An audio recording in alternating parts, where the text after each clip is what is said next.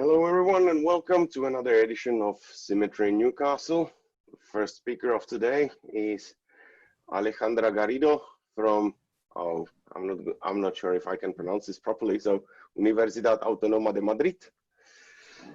And she'll be talking about piecewise fold groups and when are they locally compact. Great, thanks very much, Michael. Thanks very much for the organizing effort. And it's really great to be back in Newcastle talking about symmetry, which is what this seminar was all about. So as I pointed out in my slides, I'm going to be talking about joint work with Colin Reid. So don't heckle me too much, Colin, if I say very silly things.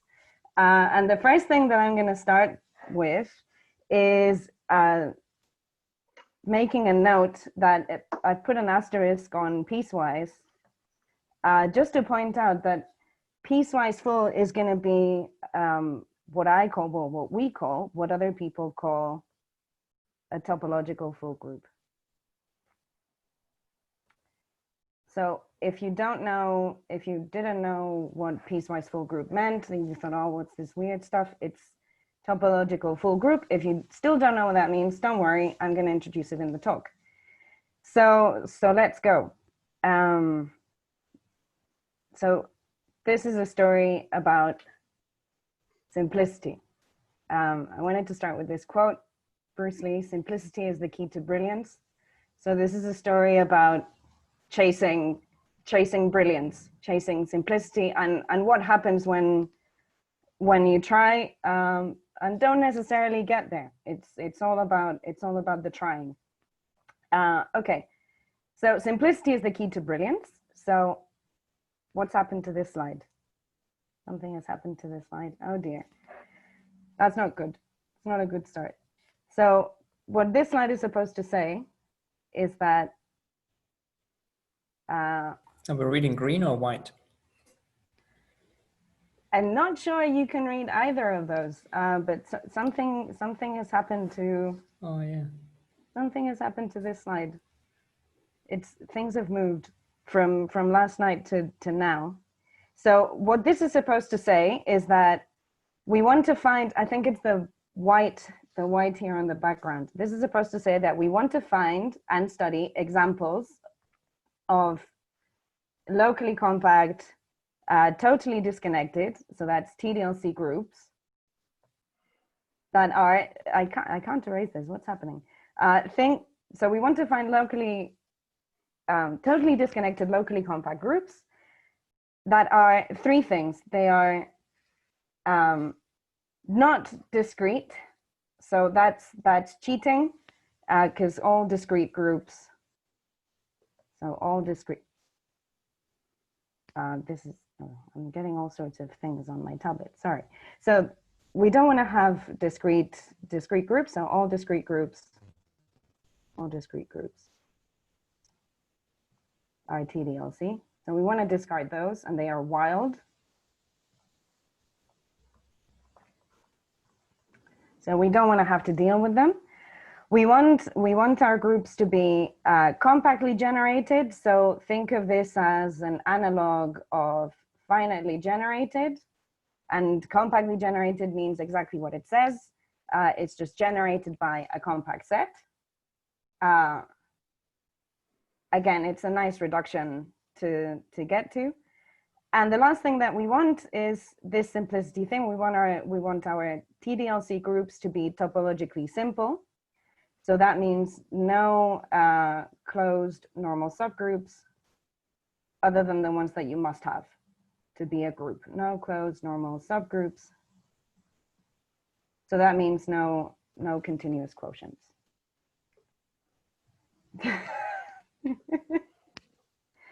Yeah, Murray, if I could have chosen which tablet to get from the department, I know which choice I would have made, but there you go. All right, so we're looking for these TDLC groups that are not discrete, compactly generated, and topologically simple. There we go. This slide worked much better. So what's an example of this? Well, let's look at aut T, the group of all automorphisms of a D regular tree where D is finite, and I've drawn a little picture of it right here. And okay, so why is this? Let's go slowly. So why is this TDLC? Well, this is TDLC for the topology whose neighborhoods of the identity are I'm going to call them the fixators of W. So that's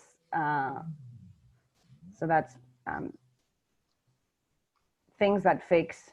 So that's automorphisms of T that fix all little w in big W, and W is a finite set of vertices.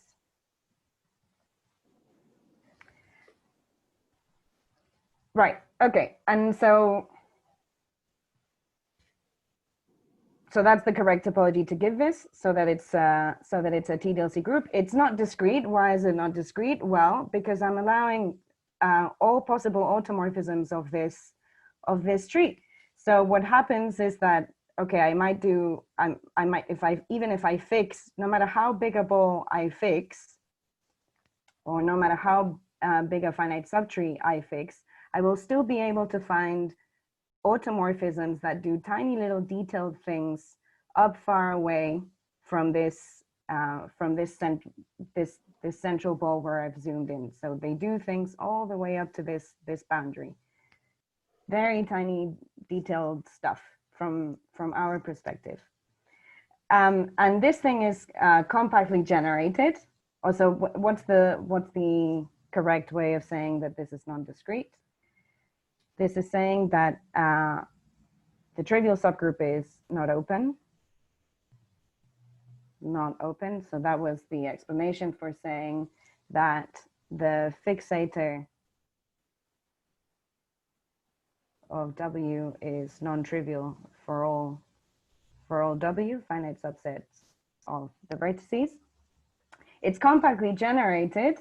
Well, we can just take the stabilizer of some vertex V and some translation of length 1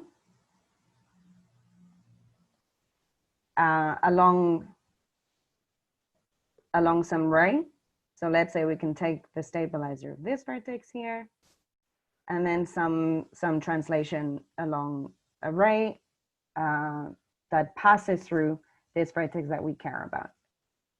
That's enough. So of course the stabilizer of this thing, so the stabilizer of a vertex is compact, because it's always covered by the stabilizers of its neighbors, or rather its children, if you want. And there's no fancy. And you only need one translation of length 1. That's great. And the fact that it's topologically simple was proved by Jacques Tietz, and it appeared in a paper in 1970. And what he proved is that, and here's where it shows that I'm cheating. And what he showed is that aught plus T is abstractly simple. What's aught plus T? Well, this is the thing generated by the subgroup generated by edge stabilizers, and it has index 2 in aught T. So really, what I should have said is aught plus T. The other claims all still hold, and a subgroup of finite index in a compactly generated group is still compactly generated. It's essentially the same argument as you do for finitely generated groups. Okay, let me give you another example of the kinds of groups that we are interested in. So again, TDLC, we want them TDLC, we want them non-discrete, we want them compactly generated, and we want them at least topologically simple. So these are going to be the stars. or these are the kinds of groups that we're interested in. So let's look at the group of piecewise tree automorphisms, which is also known as the group of almost automorphisms of the tree. What do these things look like? Well, they are homeomorphisms of the boundary of the tree. So I've tried to give an idea of the boundary of the tree by drawing lots of little dashes around bits of a finite tree. And of course, you're supposed to imagine that there's a Cantor set there. Okay, how does this work? So you choose three parts rather, or sorry, you choose a finite number of parts of the boundary. In my example, I'm going to choose 3. So they're going to be, say, this part, which corresponds to the boundary of this subtree. In blue, there's going to be a green one that corresponds to this part of the boundary. So that's this subtree. And there's an orange one that corresponds to this subtree and this part of the boundary. And so it's the homeomorphisms of the boundary of the tree that are made up by doing an automorphism of the tree on each of these parts. And there might be a different one for each of the parts. And you stitch, and the condition is that when you stitch them together, it still has to be a homeomorphism of the boundary.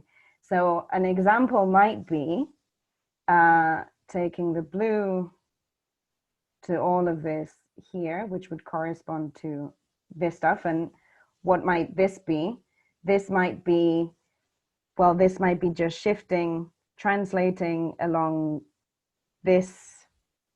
some axis here that goes from this vertex to this vertex. Right, so that I end up with this. The green one might be, the green one is going to end up here in my example. And what might this be? This might just be a reflection on this edge here. So we go from this vertex to this vertex, and we map everything. We just swap things along the middle of this edge. And finally, the orange one might be something, might end up, well, it needs to end up in what's left. Otherwise, I don't get a homeomorphism. And what might this be? This might again be some translation along this might again be some translation along the ray. In any case, what do I want? So what I need is for this edge to end up, sorry, for this vertex to end up here, so that everything gets pushed into there. And that this subtree, this orange subtree, ends up being squashed from our perspective up onto the right-hand side. Okay, so these are that's the sort of elements that are elements of this group of almost automorphisms. So this is also known as Neretin's group. Neretin's group. I was told the correct pronunciation of this surname, and I'm sure I just butchered it. So I think I'll just stick to what everybody else says. Okay, so let's check that this complies with the things that we wanted. So this, and you have to trust me on this, this is totally disconnected and locally compact for a certain topology that makes OT an open subgroup. Okay, this is something that this group was sort of born with or defined with. Why is this compactly generated? Well, it suffices to take OT plus T, which is already compactly generated, and okay, so this is going to appear in the next talk. So this is Higman-Thompson group. This is the Higman-Thompson group where you have maybe a root at the top with just 2 children, and then you have a D-1 regular tree. So actually in our example, there's only 2 of them because D is 3 in the things that I've been drawing. Then you have D-1 rooted trees. hanging from there. And then you do the usual Higman-Thompson moves, which are also known as, well, they're the almost automorphisms where you don't actually do any of the non-discrete stuff of swapping many vertices all the way down the tree. But we're going to hear more about this in the next talk. The fact that it's actually simple, abstractly simple, was proved by Kapudjan in 1999. Okay, so check. This is an example of something that we're after. And in fact, this is the prototypical example for a whole load of simple groups. So this is a source of simple groups. So let me introduce some notation. If we have a Cantor set that we're always going to call X, well, the Cantor set, and we have some group of homeomorphisms G of X, then the piecewise full group of G is exactly the same thing that we did, that I just talked about for, well, we just did the piecewise full group of odd T. So it's all the homeomorphisms of the Cantor set, such that you can find some clopin partition of the Cantor set and corresponding elements of your group, such that the homeomorphism that you've chosen is exactly one of these group elements restricted to each part of the partition. So you're just defining the homeomorphism piece by piece, and hence the name. Topological full group is not a good name in our context because, as you've seen, I actually care about groups with a topology. So we're going to stick to piecewise full. And there's a fact which I wasn't sure who to attribute to, so I just wrote Nekrashevich, and if you think I should attribute it to somebody else, please write it in the chat. So the fact says that it suffices for G, to the group of homeomorphisms that you start with, to act minimally on the Cantor set. So that means that all orbits are dense, which is some kind of topological transitivity condition. It suffices for G to be topologically transitive for the full group of this action to have a unique minimal normal subgroup, which is simple. There's a canonical choice for it, and there's a canonical construction, which is a sort of analog of an alternating group, but I'm not going to go into this. The whole point is that there's a canonical simple subgroup, which is often finally generated. Maybe often is not the right word, but there are conditions for when it is finally generated. And the examples to consider, many have appeared already in the literature. So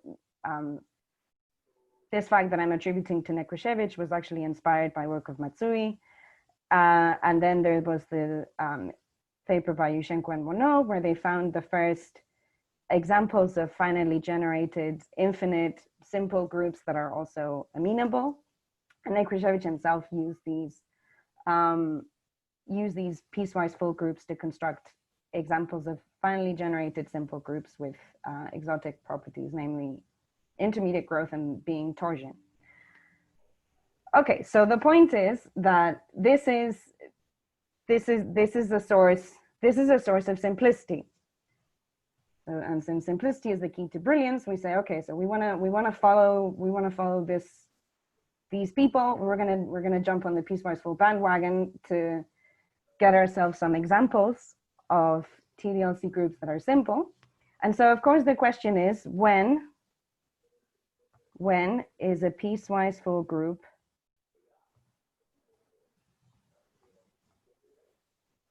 TDLC?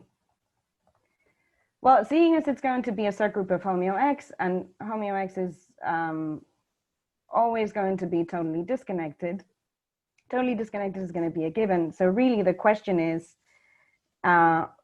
when is it locally compact?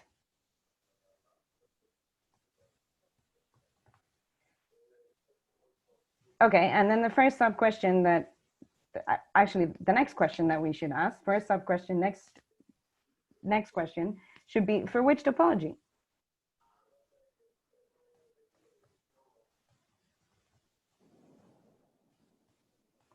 right? So there are many choices of a topology to put on a subgroup of homeo X. And it might be that a lot of them give us examples, or maybe none of them. We'll see. Obviously, at least one of them gives us an example, right? Because we've seen Neretin's group. So let's see what's going on. There's an obvious choice. There's an obvious choice of topology, which is the compact open topology on the whole group of all homeomorphisms of the Cantor set. So I'm just going to remind everybody that, okay, at least in this context, and for us, because it's the Cantor set, the compact open topology basically reduces to on homeo X reduces to the permutation, the following permutation topology. So the basic neighborhoods of the identity are, I think I should have said fix. I said fix above, because I get confused with stabilizers and fixators. So I'm going to say the fixators of a partition. So curly P is a Klopen partition of X. And so these are exactly what you think they are. So these are the homeomorphisms that fix every part of the partition. They don't need to fix it pointwise, they just need to take it to itself. And this is the coarsest topology on homeo X, which makes the action jointly continuous. So, and this is sort of a minimum requirement that we would like for our topology on a topological group, and it's already totally disconnected. So the only thing that we need to worry about is whether or not it gives us examples of locally compact piecewise full groups. Okay, so the first fact to note, as anybody who has studied Neretin's group knows, is that Neretin's group is not locally compact with respect to this topology. And this is for good reason. So this is in fact a general statement.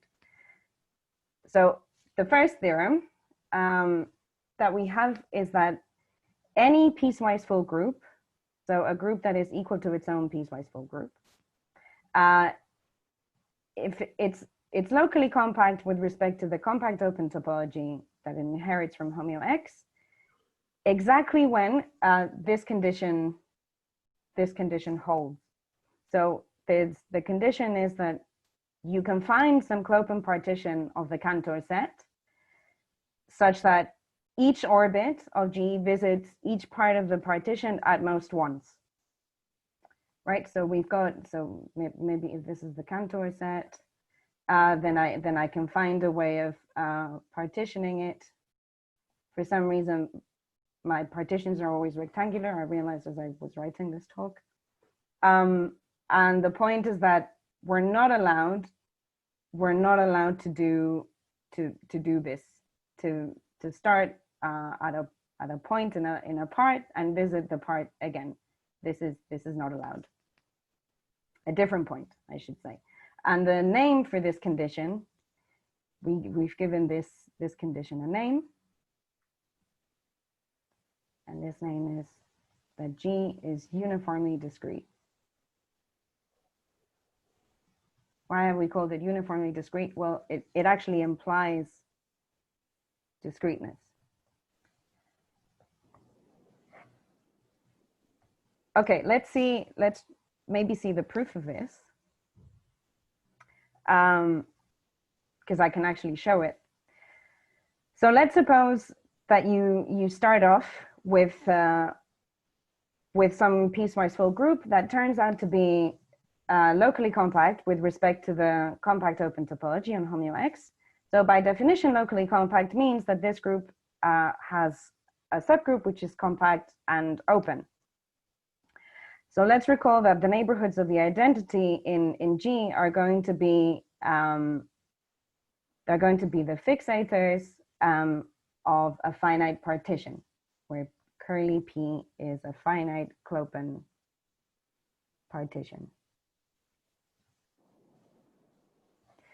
right? So these are all the elements of G that, so you can find a partition of the Cantor set, right? And so when you found your partition, and what you're saying is that I'm only allowed to move, I'm supposed to take each of these parts to itself. So I'm basically the only thing that I'm allowed to do is these sorts of things. And that's really the crux of the argument. So let's pick some partition such that this open, one of these, so these are all open subgroups, right? These are the neighborhoods of the identity. So if G has a compact open subgroup, then it better have one of these be compact. Okay, so the thing to observe next is that, this and any compact subgroup really acts with finite orbits on the clopin subsets of X. So it's an easy enough observation, but this is a key observation, that we're only allowed to take a clopin subset of X to finitely many other clopin subsets of X using this fixator of this partition. Okay, so let's look at the orbit of some point of the Cantor set under the action of G. And let's suppose, well, if you suppose that there's some H in your group G, which takes X to a different point, which is in the same part as X, then, okay, so we first reduce to having an element of this fixator of the partition GP do the same thing, and this is because G is piecewise full. So what am I doing? If there's some element here, let's say that this is the part U of the partition. Suppose that there's some X here, and there's some other point which is H of X. Well, because G is piecewise full, I can find some homeomorphism of the whole of the Cantor set that just does, I can basically restrict the action to this, to something contained inside the clopin set U. So actually this is going to be G of X for G, right? And since I'm only acting inside this part U of the partition, and I'm leaving the rest completely fixed pointwise, then this is obviously an element of my fixator. Okay, so let's zoom in into what happens here. So what's the argument? What's going to be the argument here? Okay, so let's say, I'm going to divide things now. So let's say I've got X here and G of X here. Well, because we're in the Cantor set and it's nice and zero dimensional, I can find some other element, X1, which gets taken to G X1, and that's fine. And I can find clopins inside U that separate these points.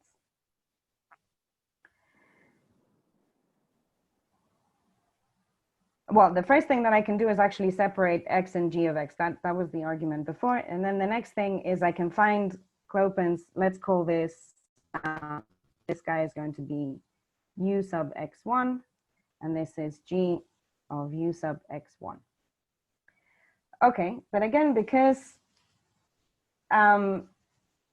G is piecewise full, so G being equal to its own piecewise full group implies that there's some, I can find some G1 in G, that does what? So G1 is G restricted to U of x1.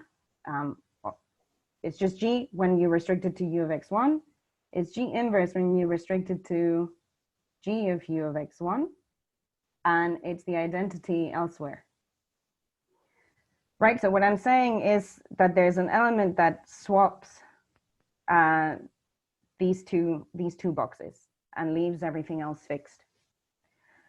Okay, so now I do the same thing. There's another point. There's another point x2 with image G of x2, and I can separate those. So I can find some G2 inside G. So now this is going to be G of Ux2, and this is going to be Ux2. And G2 is the same thing. It's G restricted to Ux2, G inverse restricted to G of Ux2, and the identity elsewhere. Okay, so what I'm saying is I've split this thing into smaller parts, and I can find an element that swaps these two things and leaves the rest of the Cantor set fixed, pointwise, and so on.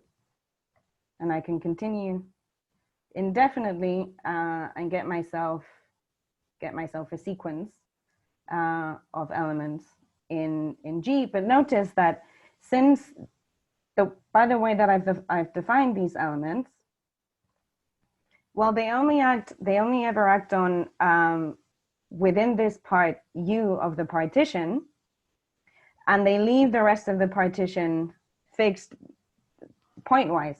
So these things are actually inside our fixator of the partition. Okay, so I've built myself this sequence of elements of this fixator. Another question is, let's look at the orbit.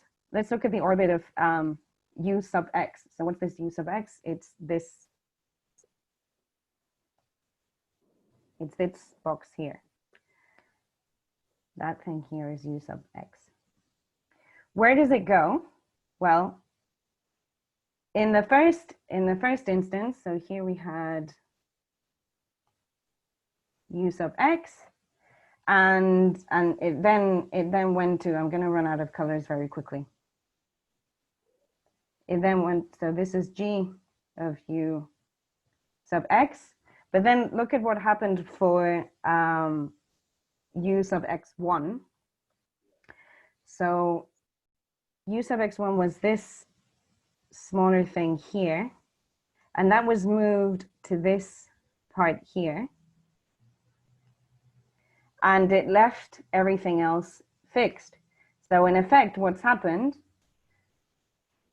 in effect, now I'm going to choose another color.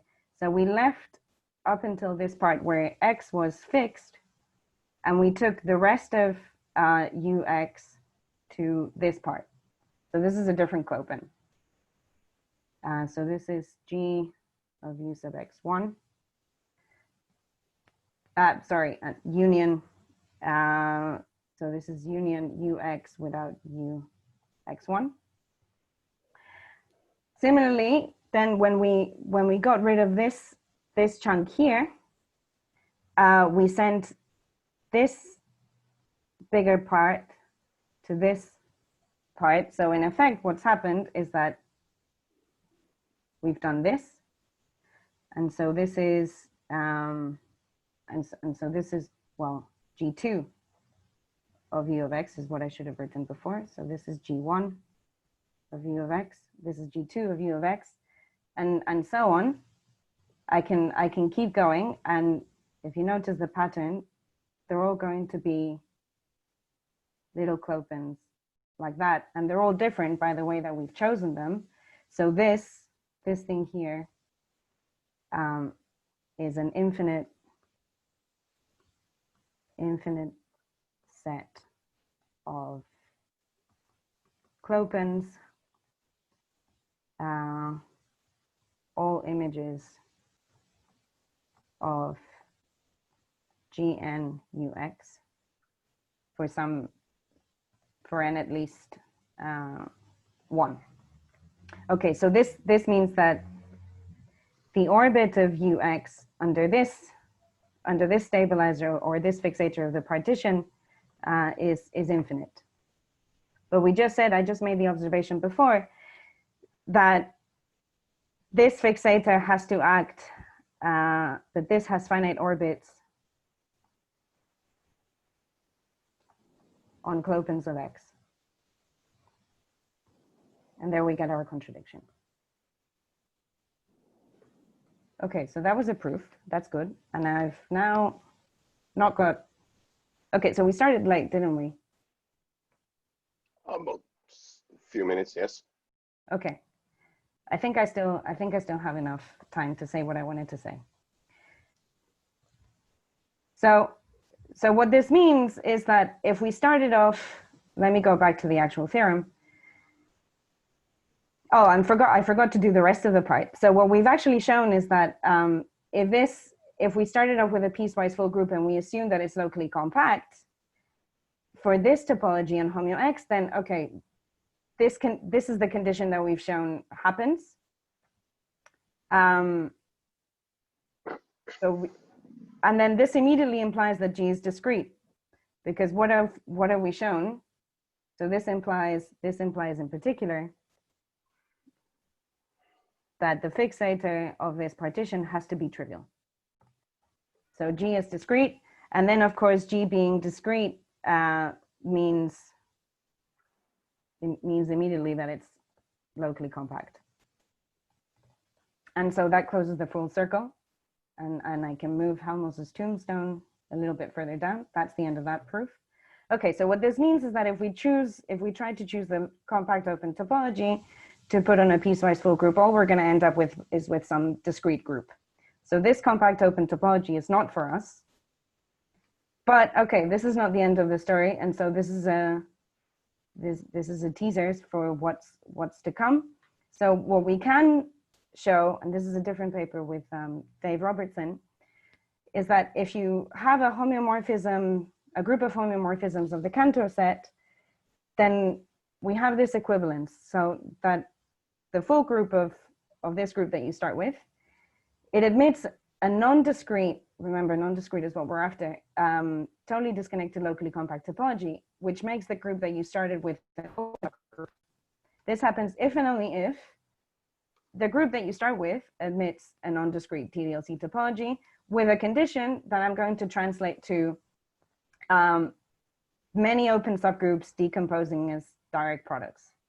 So if you want, it's and if you know what a rigid stabilizer is, then it's the product of rigid stabilizers in G of parts U of a partition being open. This essentially, if you don't know what that means, don't worry. It's the point is that there's some condition on the group, and the key point is that if these conditions hold, then there's a unique, this topology is the unique TDLC group topology on these groups. And it's not this one.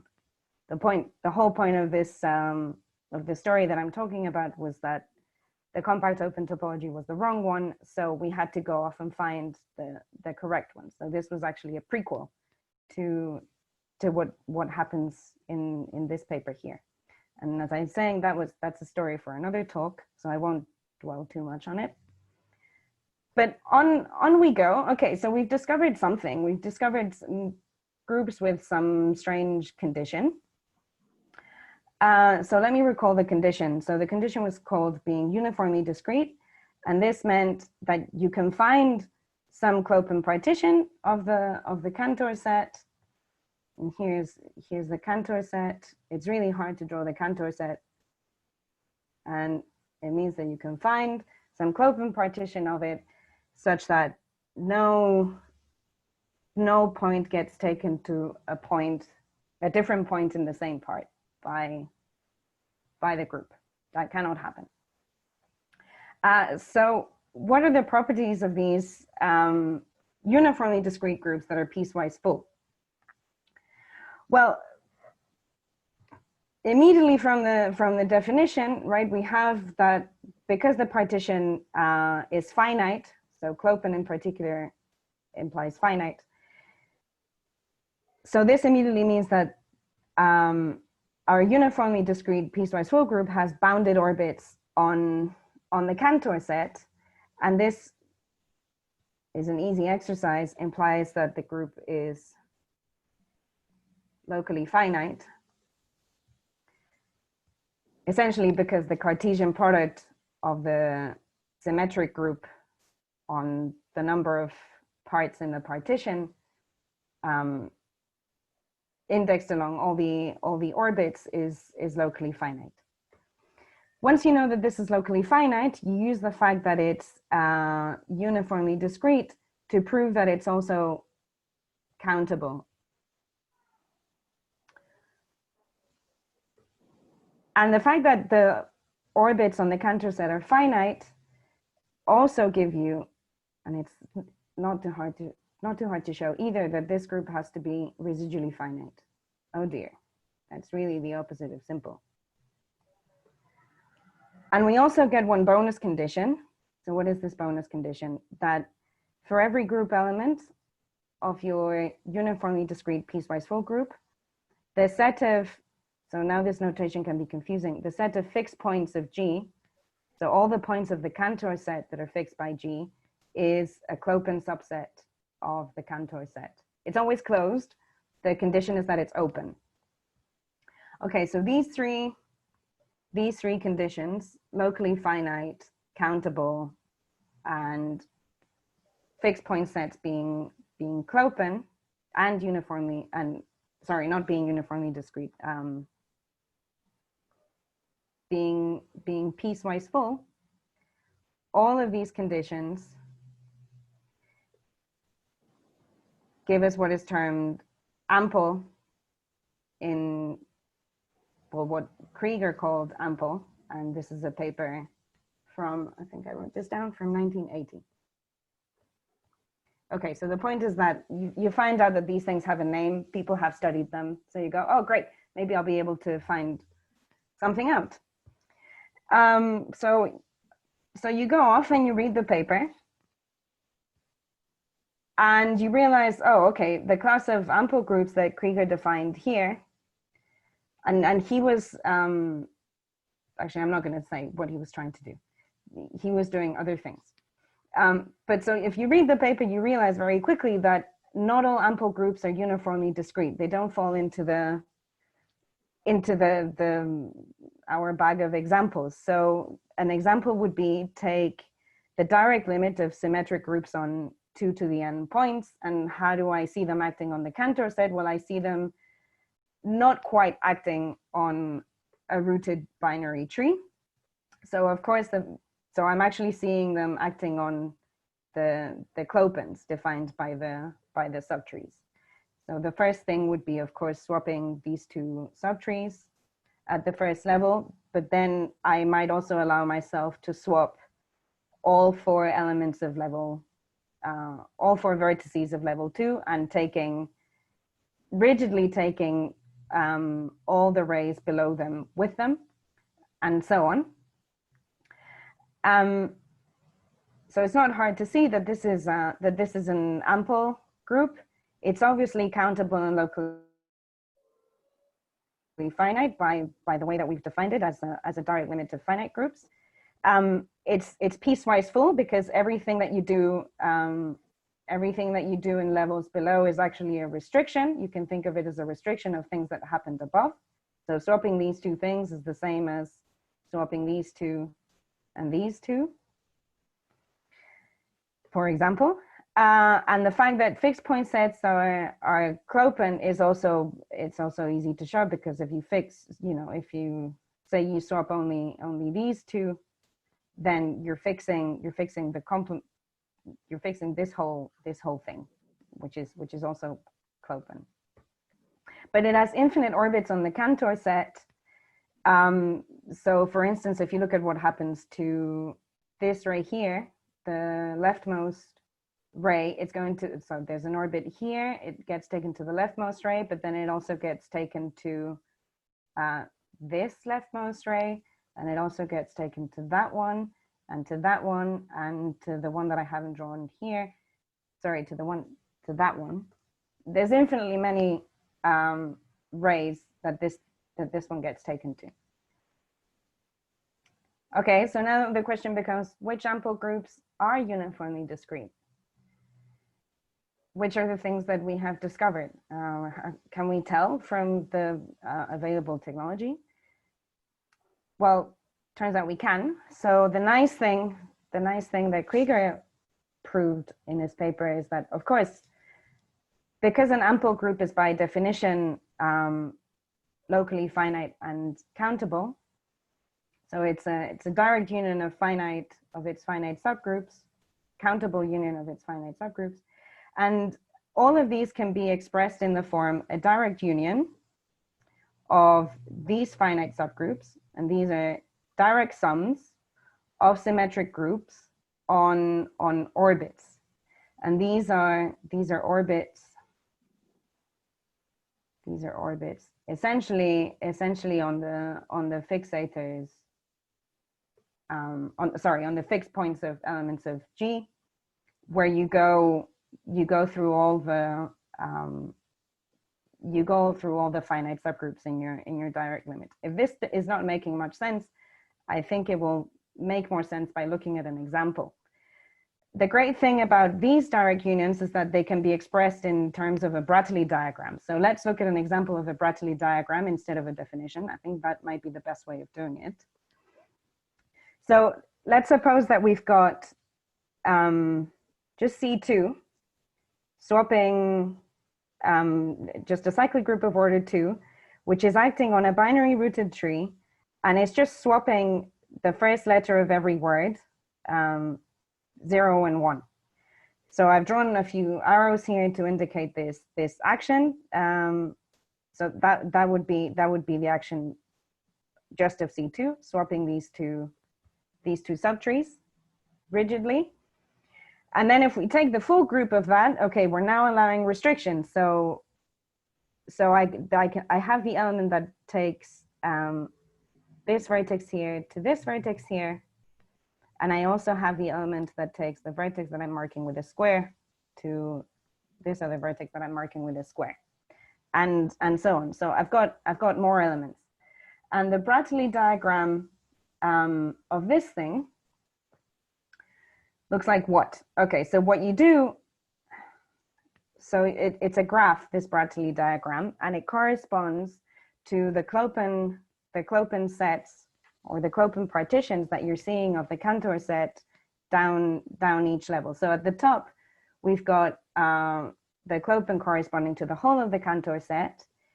Here we've got the two Clopens corresponding to the boundary of these two subtrees, and I've put them together in this blob because they are in the same G orbit. They're in the same G orbit, or rather they're in the same. So G is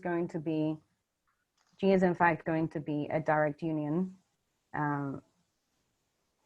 of sums of C2s, right? Where there's 2 to the n C2s at each level, and the embeddings are diagonal.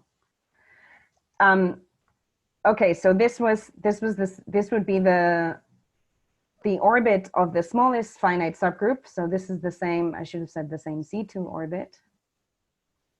This first C2 in the direct union. And then what happens? Well, we've got four more parts in the partition coming up. So I'm going to draw them here. And the lines indicate containment. So I've got a part that corresponds, so that sits below this subtree on the left, and another part that sits below that subtree on the right. But the thing is, I want to bunch things together in orbits. So actually what happens is that this guy here is in a different orbit to the other child of this first vertex on the left. So I actually have to, I'm going to draw it like that. and the same thing the other way. So I've got two new orbits, and I do the same thing. So each of these things now splits as I just did. Whoops, I've drawn the wrong line.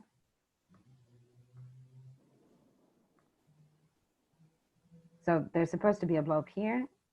There's supposed to be a line here and another line here, and the same thing for that, and so on. So this is the extended Bratteli diagram. The actual Bratteli diagram is a much more condensed version of this. So you draw a 1 at the top to indicate that there's only one part.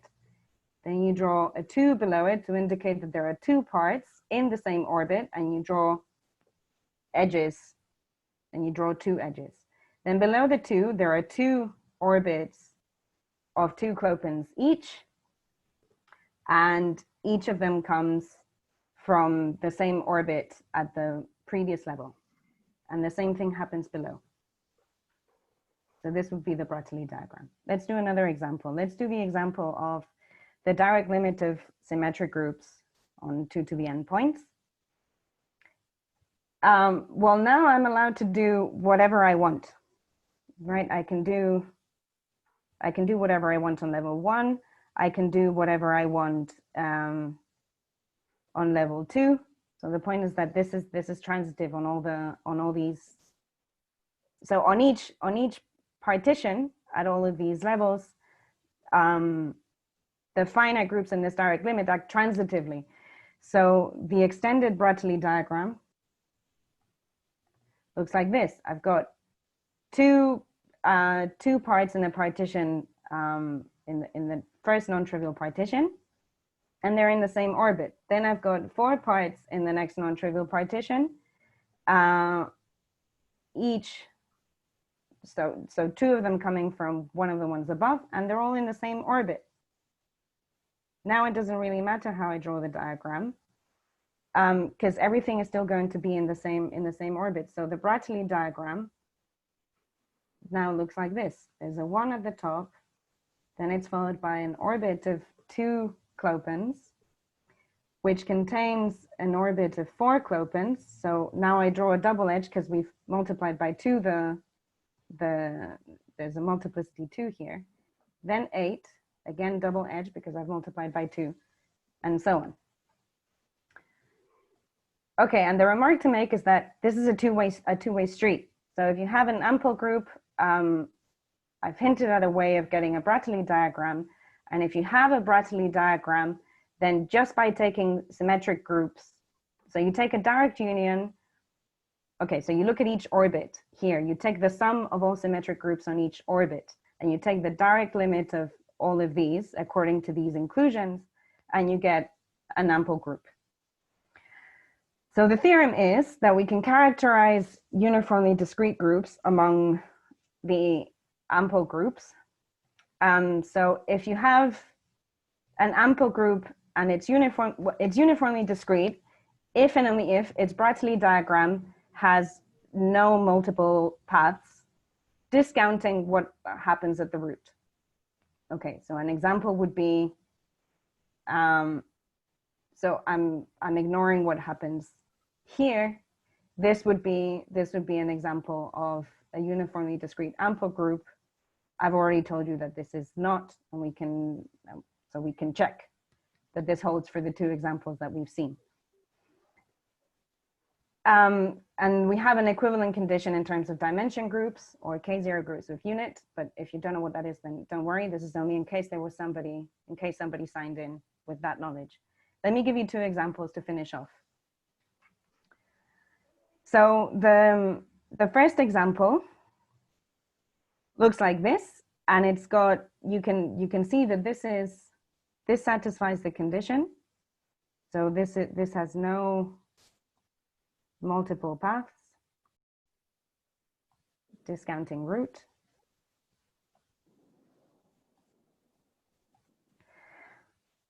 Right, so if I ignore what happens, if I ignore this thing here, then there is no way that I can get 2 paths that end at the same node. So this thing here, for example, is okay because I'm ignoring what happens here. This diamond doesn't count. I'm basically starting from here. And nothing else goes down to 2. And it's the same pattern all the way down. So what happens is that I've got an orbit of 2 elements and 2 orbits of 1 element each. The orbit of 2 always splits into more orbits of size 2, or rather these two clopens always split, but the action is still preserved. We're just restricting like we did in the C2 example, in this C2 example here. But what happens is that some of these ones do split. So at some point on what happens is that level 1, there's a group that acts trivially, but at level 2, it actually starts swapping some clopens, and this thing keeps happening. But this is fine. So we're not allowing any multiple paths. So this thing is actually uniformly discrete. On the other hand, this other example here is not uniformly discrete because we've got loads and loads of multiple paths. So there's this one clopen, or rather there are clopens that are fixed at some level, but then split into an orbit of 2 at the next level. And the thing that I wanted to end with is that these two Bratteli diagrams, there are 2 different actions, or come from 2 different actions of the same group. And the group is this steric limit of sums of C2s, where this embedding here is diagonal. And there's just an extra copy of C2. And each of the embeddings, so it basically splits like a tree. This embedding here is diagonal. This embedding here is diagonal. And there's an extra, oh, sorry. Yeah, and there's an extra one that just gets taken to itself. Just gets identified. Okay, so the point of all of this is that being uniformly discrete is a dynamical condition. It's not a condition on the group, it's a condition on the action. And the last thing is that the yellow example that I showed is actually a stabilizer of the previous example, the action of C2. Take the full group of the action of C2, and you look at what fixes the ray of infinitely many ones, and its image under this full group, which is 0 followed by infinitely many ones. And you'll ask yourself, well, are all uniformly discrete ample groups of this form? And it turns out that they're not.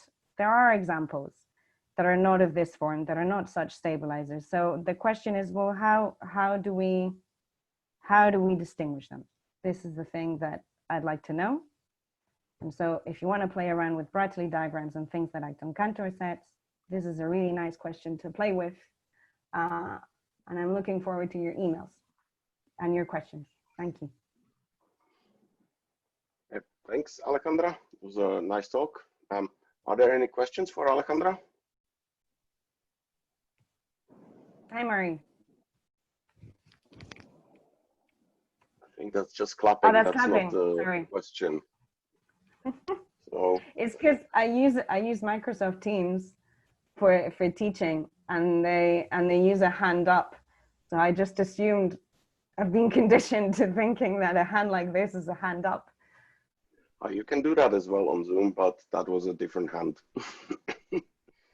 Okay, so if there's no questions for Alejandra, let's thank her again by using the hand motion. And now let's have a coffee break.